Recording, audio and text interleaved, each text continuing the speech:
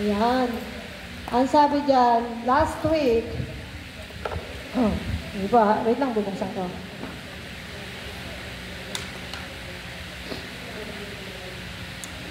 Ang sabi last week, merong original na disenyo ang Diyos para sa tao.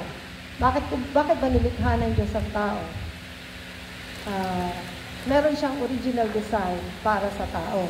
At sabi dyan, to be made in God's image. I is for... Sige kuya. Ako na pala. Parang pwede namang ikaw naman. Indwelling presence and... Wait lang po Medyo yan. Letter M is for moral capacity. Letter A is for attributes reflected. And letter G for godly relationship.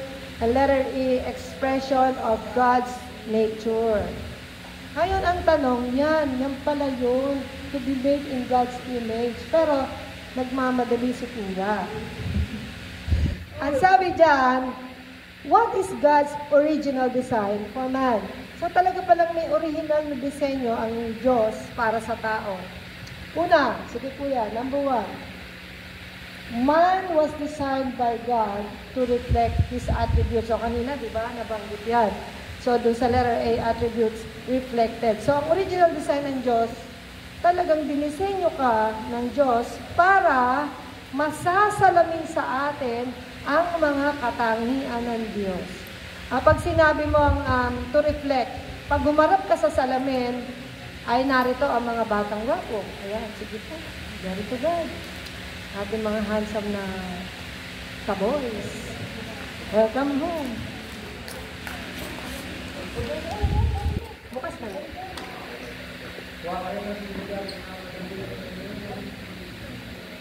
Hindi na po tayo maubusan ng upuan. Dami nating upuan. Salamat sa Diyos. Tayo pinagpala. Salamat sa mga nagbigay ng upuan. Ayan, sabi daw, anong original design? Nakalagay dyan doon sa letter A, man was designed by God to reflect His attributes. Pag humarap ka sa salamin, kung ano yung kinikilos mo, alam mo na maliit ako, pag humarap ako sa salamin, na-amaze ako, ginagaya ako nito. Pag gumanon ako, naganon din siya. So, pag sinabi mo nagre-reflect, dapat nasasalamin sa atin bilang mga nilikha ng Diyos ang mga katangian ng Diyos.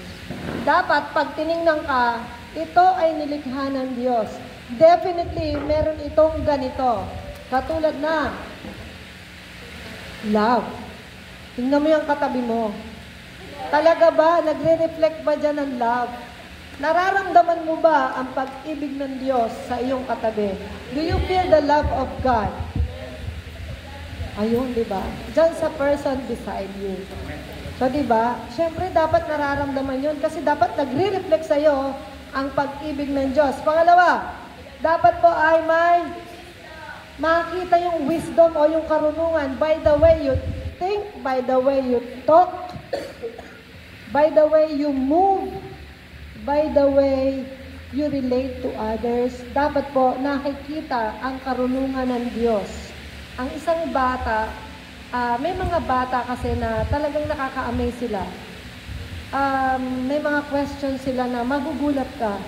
Galing ba talaga ito sa bata? So doon pa lang, sa bata pa lang, makikita mo na ang Diyos talaga nilikha ang tao na may karunungan. Hindi lang ito karunungan sa mga bagay na makamundo, kundi karunungan sa ating Diyos. Na alam mo, nagre-reflect sa taong ito, itong batang ito, paglaki nito. At mauusan mo lang paglaki ng batang ito. Talagang makikita mo sa kanya, meron siyang Lord sa buhay mo. At pangatlo, mabilisan lang natin ito. Kasi bubutilin po ito sa Bible study. Ano po, ng bawat care group na ating kinikreate. Justice. Katwiran. Tingnan mo yung katabi mo, may katwiran ba na ang batang pumapasok ay may bitbit na bata? Dapat po nakikita sa atin na sa bawat desisyon, sa pag-decide natin sa mga bagay na kinakailangan may hustisya, nakikita yan dapat sa atin. Kasi ang Diyos ay may katwiran. Sa bawat ginagawa niya, ayan po ay may katwiran. ay may pag-asa. Pag-asa ka. Sumikat na ng sumikat. Ano ba? Sige po. At ang ika-apat, hindi ko masyado mababa, kita ba? Creativity. Ano yung creativity? Malikhain. Parang balak kong baguhin na. Pagka malikhain. Tama, di ba? Sige, basahin natin ang Genesis 1, 26 to 27. Sabi dyan, I put English so that we have two English-speaking men here. Oh, wow. Two English-speaking men here. Diba? Then sabi dyan, then God said, let us make man in our image, after our likeness. Sabi ngayon, likhain natin ang tao ayon sa ating larawan, ayon sa ating wangis. Sila ang mamamahala sa mga isda, sa mga ibon sa impapawid at sa lahat ng hayop at maging maamo o mailap, malaki o maliit. Nilalangan ng Diyos ang tao ayon sa kanyang larawan. Sino mo, sabi dyan, sila'y kanyang nilalang na isang lalaki at isang babae. Malinaw dyan, sabi that sila yung nag-create. God created man in His own image. You would wonder kung paano yung talino na binigay ng Lord sa atin, paano nagkakaroon ng magandang damit? Paano tayo nakakapag-build ng ganitong building? Paano tayo nakakalakad sa isang karsada na maayos? Binigyan tayo ng Diyos ng karunungan, ng creativity. Medyo mas malalim kasi dapat yung ating pananaw when we talk about creativity. Kasi ang Lord lang talaga, kung tutuusin, siya talaga yung pinagmula ng salitang creativity. Kasi siya lang yung naglikha naman ng lahat ng narito sa mundo. But God gave us wisdom to also create, to make something out of nothing. Ano po? So, next. Ang isa pang verse na nandyan ay ang Jeremiah 9:24. Basahin po natin. Kung may nais magmalaki, ang ipagmalaki niya ay ang pagkakilala at pagkaunawa sa akin. Sapagkat ang aking pag-ibig ay hindi nagbabago, makatarungan at matuwid ang mga ginagawa ko. Ito ang mga bagay na nais ko. Ako si Yahweh ang nagsabi dito. So, pag sinabi mo yan na, ang sabi ng Lord, kung may nais magmalaki. So, sa lahat po ng bagay, kaya nga diba, pagka sinasabi, uy, ang galing-galing mo naman. At natutunan natin na may pagpapakumbaba na hindi na tayo gumagawa ng mga bagay dahil sa sarili nating galing. Because we know that everything inside our head, inside our hearts, inside this body, lahat, pati wisdom na yan, galing yan sa Lord. At hindi naman natin kayang gawin ng mga bagay na yan. Kaya, pagka tayo pinupuri, ano sinasagot natin? Glory to God. Glory to God, walang-wala di ba? May mga tao kasi, kung hindi dahil sa akin, meron ba kayong ganito? Meron ba kayong ganyan?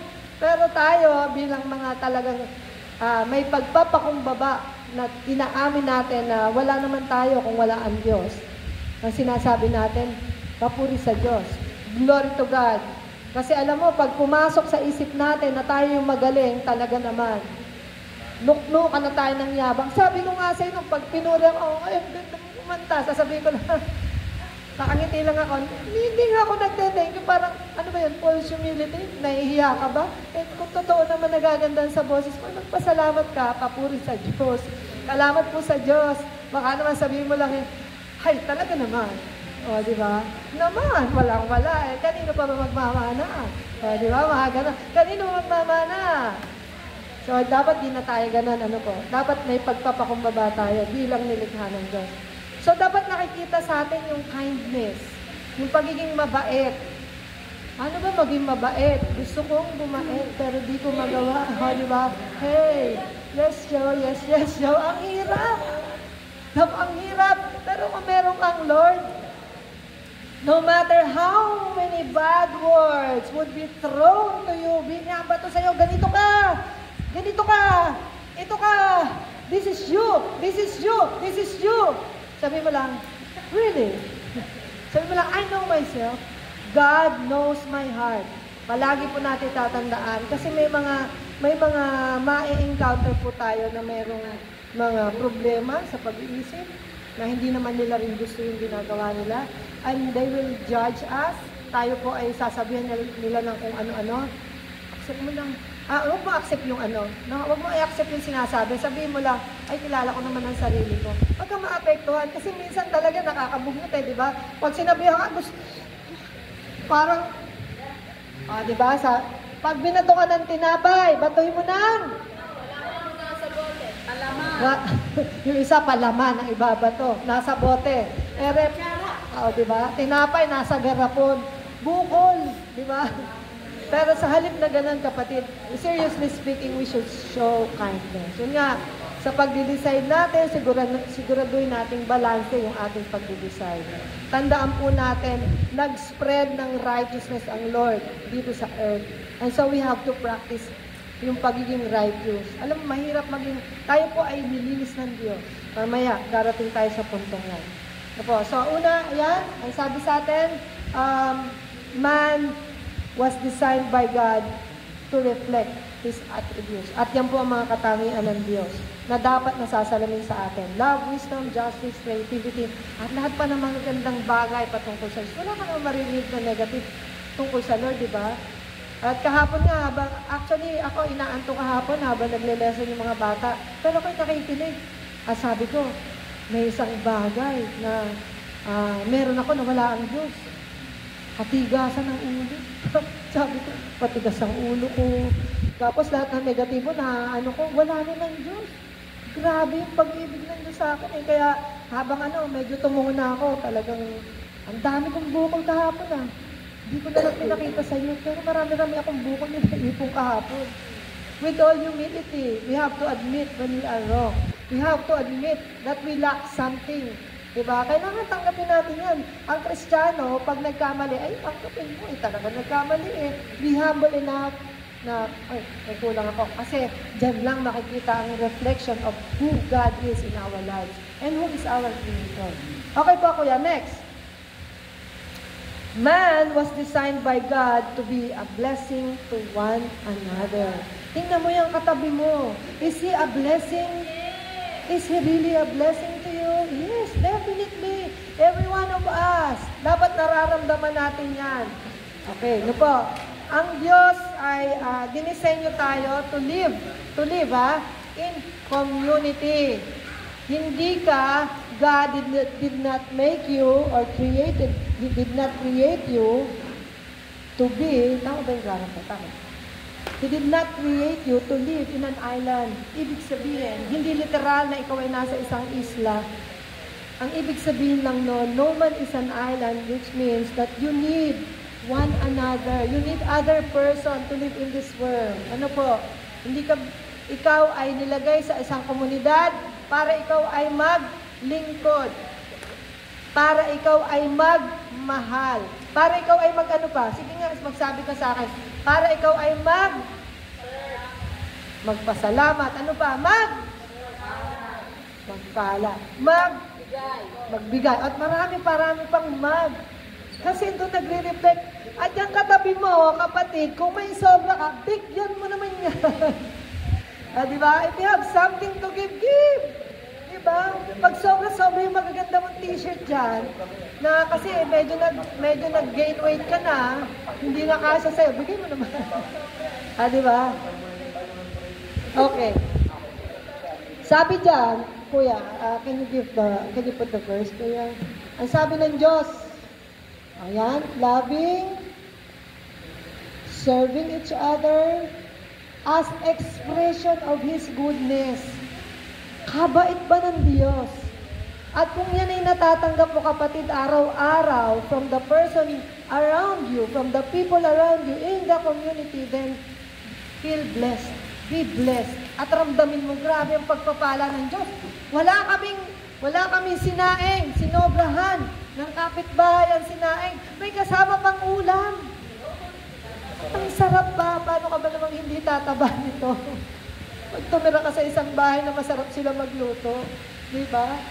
Diba? At ang sabi na ng Lord, the Lord God said, it is not God for the man to be alone. I will make a helper suitable for him. Sabi sa Tagalog, matapos gawin ang lahat ng ito, sinabi ng Panginoong Yahweh, hindi mabuti ang mag-isa ang tao. Bibigyan ko siya ng isang angkop na nagmamadali, isang angkop na makakasama at makakatulong. O, di ba ha? Makakatulong. A suitable helper. Masyado nagmamalit ko si ko. Napabilis din ang basa ko doon. Sabi diyan, ikaw ay bibigyan. Bibigyan ka ng suitable helper. Ang ibig sabihin nun, diba si Adam, mag-isa lang siya si Adan, mag-isa lang siya.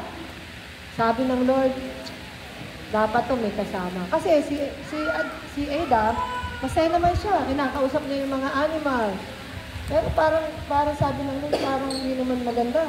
Wala siyang kamukha talaga dito. Kaya, sige, gagawa pa ako ng isa. At, tingnan mo yung tagiliran mo, kapatid. Gumanto ka sa mga boys. Kaliwa pala. Kaliwa yata. Kaliwa. So, kaliwa. Yung inalam ko, yung kaliwa, o paano?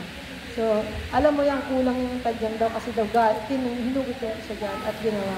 So, ikaw babae ay hinugot sa tadyang ni Adan. Sa aking tadyang. Mabatong. Ayun. Sige po.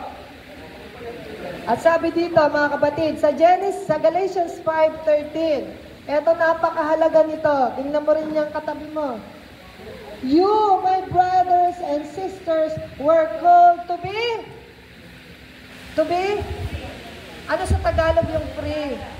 Malaya. Malaya, kapatid. Kanina nga, di ba, sabi nung kanta, malaya. Hindi pala kinanta kanina. Dapat pala kantahin natin. Salamat pala yan. Yan. Parang nalito ako, ano? Kasi tinawag ka para maging malaya. Okay, guys. Sabi dyan, but do not use your freedom to indulge the flesh. Huwag naman inyong gamitin ang inyong kalayaan upang masunod ang hilig ng laman, kundi maglingkod kayo sa isa't isa sa diwa ng pag-ibig. May kasamang pagpapakumbaba. You serve one another. Si Nene, pumasok sa simbahan na ito, dati, she was just sitting. She was just observing. And sometimes, she was just sleeping. Yeah. Alam mo kung gaano ka-amazing ang Lord? Si Nene, ngayon, naglilingkod sa Diyos. Naglilingkod, ginagamit. At alam mo kung ano yung kaya niyang ibigay sa atin, ibinibigay niya ang serbisyo para sa atin. Yan. Ba? So, dapat yung pagmamahal natin, katulad din ng pagmamahal ng Diyos sa ating kapwa. After all, yan, ang isa sa pinakamagandang utos ng Diyos. Love God and love others as you love yourself. Okay? Number 3. Yan, number 3 na. Ang sabi dyan, basahin po natin. All together, please. Man was designed by God to be conformed in the likeness of Christ. Pag sinabi mong to be conformed, dapat, pag sinabi mong to be conformed, dapat merong inner change working out toward outer change. Dapat may pagbabago sa loob. Bilang ikaw ay nilikha ng Diyos, ang gustong makita ng Diyos sa atin ay yung may pagbabago dun sa loob. Diba? The moment we accepted Christ in our lives, there is change inside our hearts. Hindi siya bigla. It's not abrupt. It's not sudden. But there are people na talagang sudden yung change sa kanila. But there are people na unti-unti ang pagbabago ng Diyos sa ating mga puso. Every day, from glory to glory. Hindi ako bigla agad mabait. Grabe ang grabe. Grabe ang grabe. Kung alam nyo lang gaano katindi ako, hindi ako basta nagpapatawad. I may be kind-hearted. Kaya kong maglingkod sa pero grabe. Isipin mo yung ilang taon, hindi kita babatiin. Pagka inaway mo ko, hindi na kita babatiin. Kahit for life na yan. Pero grabe yung din tinuro ng Lord, di ba? Kung nagre-reflect sa akin ang pagiging nilikha ng Diyos, dapat marunong tayo magpatawad. Kasama yan. So, conform. No? Sige po, kuya. Kung ang God's original design talaga ng Lord. Inuulit natin to reflect His image. Kaya, ayan. So noon, nung sila likhain, napakasaya, di ba? Napakasaya. Nakakausap nila ang Diyos. Maybe from time to time, they sit with the Lord. Nakikipag-usap sila sa Diyos. Ang ganda ng creation. Pero, dahil sa kasalanan na nagkaroon na. So, meron ng nagmamadali talaga siya. Yan. Sige, kuya. Ayan, sabi dyan, sapagkat sa mulat mula pa'y alam na ng Diyos kung sino ang magiging Kanya. At tamang ito'y pinili niya upang maging katulad ng Kanyang anak. Sa gayon, siya ay naging panganay sa lahat ng maraming magkakapatid. Ganito. Have you ever felt na hindi ka worthy? Napakapangit ng ugali ko. Pero kapatid, tapos ilang beses ka nang niyayakag para umaten, talaga naman parang naisip mo hindi naman ako worthy eh. May sumagot pa sa akin, pag maayos na buhay ko, sisimba na ako. Kailan yun? Ano yun? Kasi everyday tayo nadadagdagan yung struggles. Alam mo ba, hawakan mo yung puso mo kapatid. Right now, I want everyone to put their hands on their chest. And feel your heartbeat. God created you. Hindi alam ni Brother Norman nasa ng kanyang puso. God, ayan, nasa ulo daw. God created you. At alam mo kapatid, kahit ayaw mo, kahit ano, ganito yun eh, kahit anong pigil ng kaaway, kung noon hindi ka mapadalo rito, kasi sabi mo, ang dami ko kasi pong pinagdadaanan, kasi po salbay pa rin po ako, kasi po nahihiya po ako, kapatid, pinili ka ng Diyos. And no matter how much you run away from Him, He will always, always take you back. Because He is yours. You are His. Ikaw ay pag-aari ng Diyos. Kung kinakausap ka ng Lord ngayong oras na ito, kapatid, pinili ka ng Diyos. Hindi mahalaga ang karumihan na nasa loob mo dahil yan ay binayaran na ng ating Panginoong Yesus sa krus ng Kalbaryo.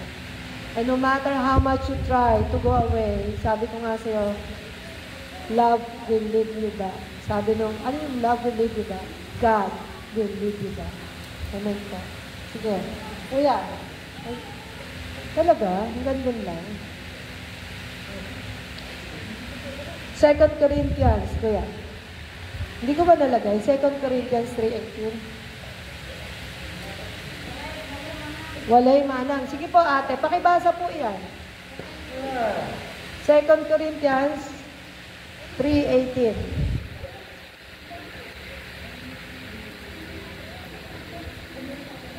Meron po magbabasa? Malakas po.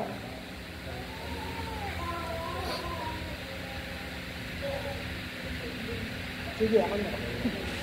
2 Corinthians 3:18. At ngayong naalis na ang talukbong, pakinggan niyo po itong mabuti, akala ko nalagay ko doon.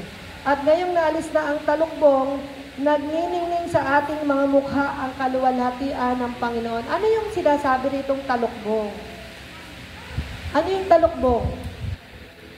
Kasi, mga kasalanan yun. At yung hindi natin pagkakakilala sa Diyos. Try mong gamanto ka. May nakikita ka ba? Siyempre wala, madilim. O, diba, no, yung mga bata, pag tinanong mo, sige mga bata, takpan ang mga mata. Sasabihin nila, madilim po. So, ganun tayo. Tinuturo sa atin ang tama, but we are blinded. Kasi ito na yung paniniwala ko eh. Hindi mo na ito kayang basagin. At may mga testimonya dito talaga sa atin, mga kapatid, na talagang sagrado talaga ang kanyang paniniwala at pagtitiwala sa Diyos. Basta alam niya, ayun ang Diyos niya. Pero pag tinawag ka talaga ng Lord, tatanggalin niya yan. So yung tulokbong na yan, yung takip na yan sa iyong mga mata ay tatanggalin niya. Ano po? Okay. Ano pag sinabi mong Kuya, next po. Number 4. Man was designed to be consecrated, set apart, and to be, ano po yung huli? To be holy. Yan. Pag sinabi mong consecrated, ano ibig sabihin ng consecrated? Itinalaga. Ikaw po ay itinalaga ng Diyos. Diba? Dinisenyo ka to be set apart for God's plan. Pagtatakaan mo, napakarami ng tao sa mundo. Bakit ikaw ang nakatayo? Bakit ikaw ang pinakakanta? Nang pakiramdam mo, ang dumi-dumi ko. Bakit ako nandito? I'm not worthy to stand. But God consecrated each and one of us for His purpose. You're not just here, just to sit there, but God will use you for His glory and His honor.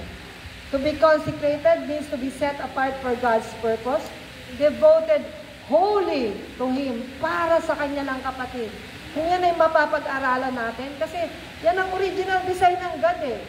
Magkaroon tayo ng matinding relasyon sa Kanya.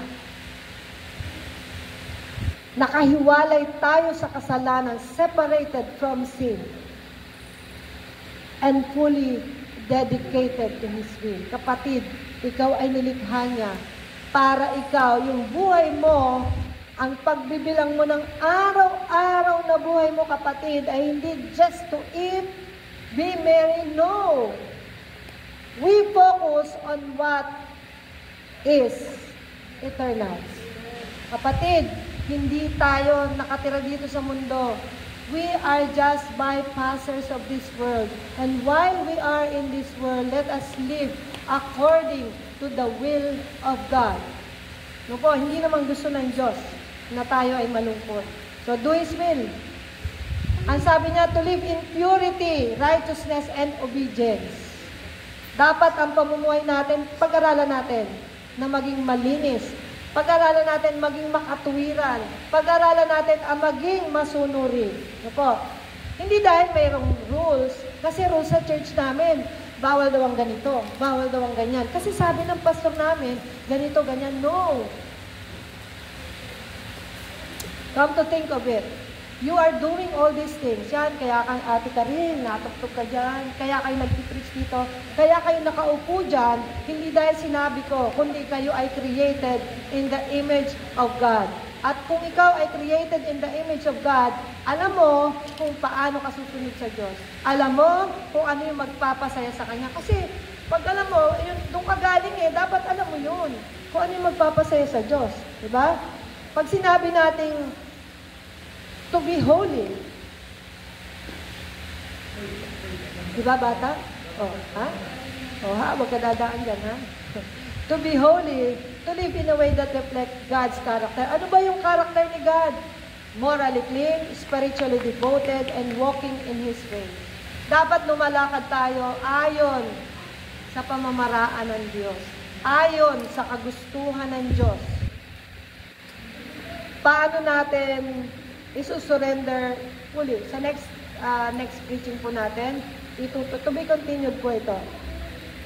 Paano ba natin kinoconsecrate ang ating sarili? Paano ba natin paano ba mo ba mararamdaman na itinalaga ka ng Diyos? Siyempre, dapat surrendering fully and wholly to God. Dapat buo. Kapatid, pag sumunod ka, itodo mo na. Walang 1/2, walang 1/4, walang mamaya na lang, ngayon na. Kasi sanctified ka na, pinabanal ka na ng Diyos. The moment you accepted Christ, nagsisimula na yung pagpapabanal niya. Sinimula na, bayad na lahat ng utang, lahat ng kasalanan na yan. Okay. Next week po, ito, i-discuss natin even further. But, Kuya, can you please,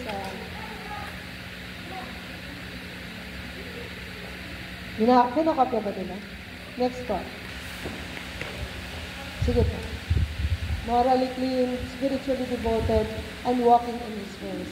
Isipin mo, before I formed you in the womb, I knew you. Kapatid, kahit magpakasalbahe ka pa, kahit magpakabait ka pa, kilala ka ng Diyos. God knows each and one of us. Alam mo, nakakatuwa, di ba? Meron ditong baby coming out. Alam na ng Lord kung ano yung plano niya doon.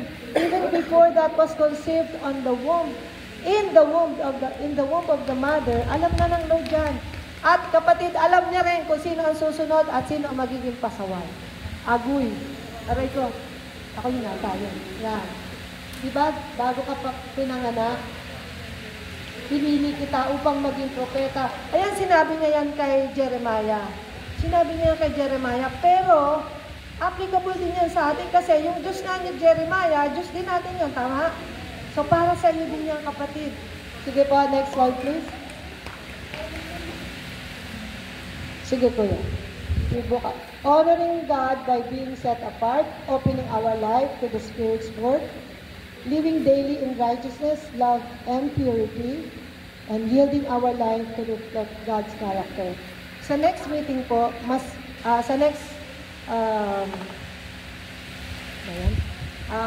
Sunday po, we will discuss that even further. Yung pagiging holy natin. Kasi, pag inisip kasi natin talagang wala pong 100% holy dito sa mundo. Only God. Pero we try our best being a creation of God to be what God wants us to be. Sige po, paano ko yan? Sabi dyan, to be continued. To be continued. Baka humaba ako. So, we try na